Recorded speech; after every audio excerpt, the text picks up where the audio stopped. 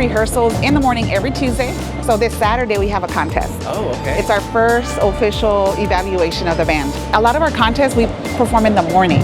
So like that's our usual time is 9 a.m.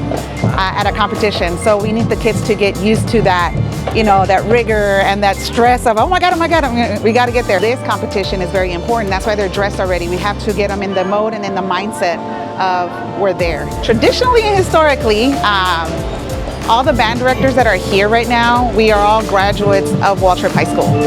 And all of us were in this band. So there's a sense of pride. They are award winning. I don't know if you can take footage of all their accolades over here. So there's a little pressure built behind it, like, oh my God, we have to do well. One of the things that we do with students is we train them about discipline, about being on time, about being self-motivated all the time. And so all of those little things that we teach, right, apply to everything else in the academic classes. And because of it, a lot of our students are the top students academically at Waltrip High School.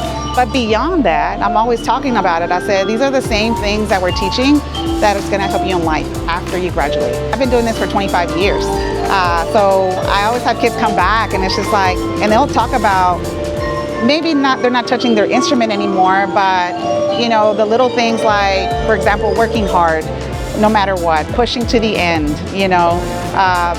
learning how to balance everything. I said, Ms. Smith, that has helped me tremendously. And so just knowing that for me, it's worth being and doing this.